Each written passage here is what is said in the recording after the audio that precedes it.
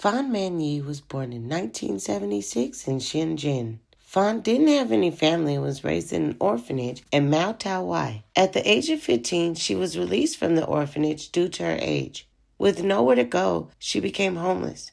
Nights were cold, and Fan was lonely. She turned to drugs as a means to cope, which eventually led to prostitution to help support the habit. When Fan was 21 years old, she began working in Romance Villa, a brothel in Chiang Mai Shu Po.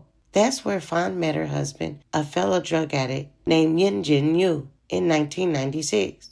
2 years later, the couple welcomed their son in November of 1998. Fan's husband turned out to be very abusive.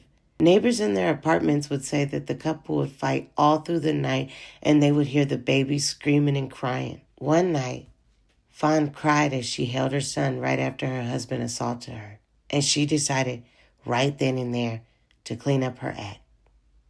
She left her husband, got off drugs, and stopped prostituting. She got a job as a hostess at the Empress Karaoke Club. Fan was struggling financially, just having a hard time making ends meet. Right before she left the brothel, she serviced a frequent client, Chan Munlot. After they were done with the deed, he got up to use the bathroom. Chan left his wallet on the nightstand, so Fan went in his wallet and stole $500. Chan realized later what had happened and demanded Fan give him back his money with a $1,250 interest fee. Fan said okay and told him to give her some time. She's about to start a new job and she'll pay him back. But Fan could barely get money to pay her own bills, let alone pay Chan back. So on March 17th, 1999, Chan, a 14-year-old girl named Lao Yingfong, Lang Wei Lun, and Lao's boyfriend, Lang Chu Zhu, kidnapped Fan. The four took her to Chan's rented apartment and held her captive for a month. Chan's plan was to hold Fan hostage and pimp her out to make money that he felt was due to him. But those plans changed when they decided to torture her instead. They beat Fan with metal bars. They tied her hands above her head to the ceiling and used her as a punching bag. She was kicked in the head over 50 times. She was repeatedly raped. She was beaten and cut. Spices were rubbed into her wounds. Her feet and her legs were burned with candle wax so she was unable to walk.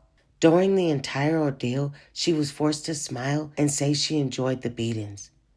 After all that suffering, Fan died April 14th, 1999. When the kidnappers found her body the next day, they dismembered her and threw her body out, except for her head.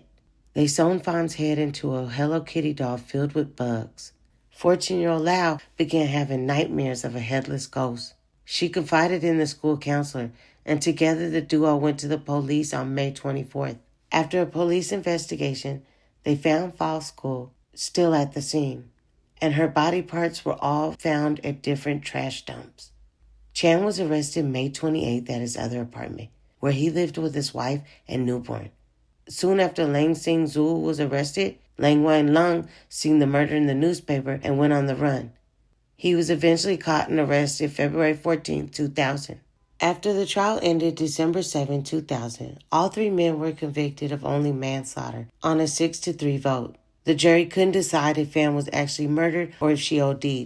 They decided manslaughter because they felt that she passed away as a result from the injuries inflicted on her. Although the trio never admitted to killing Fan, they did admit to dismembering her. Lao was given full immunity in exchange for her testimony. Chan Man-Lok and Lang Wang Lun are incarcerated at Stanley Prison. Lang Sing Zhu was able to reduce his sentence to 18 years on appeal. He was released April 2014 and was arrested August 2022 for essaying a 10-year-old girl. He was only given 1 year for that crime. It's like, why would they even give him a life sentence, let him out, and then he does something terrible, and only give him a year and not lock him back up and give him the rest of the life sentence that he deserved? Fan's head was cremated, and her birth family was informed of her death and was given her ashes. The apartment building that the incident occurred in has since been demolished, and a hotel was rebuilt on top. A memorial was placed on Fan's behalf inside of the hotel. The story makes me so sad. She literally was trying to turn her life around.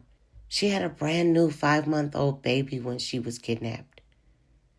I hate that this happened to Fan. I really wish that all 4 of these people were sentenced to death because that's what they deserve for this. This didn't just happen over a day or two. This happened over a month. Fan was literally tortured to death. And she is such a strong woman who was able to hold on for that month. May Fan Man-Yee rest in peace. And I hope her son grew up knowing that his mom wanted to change for him.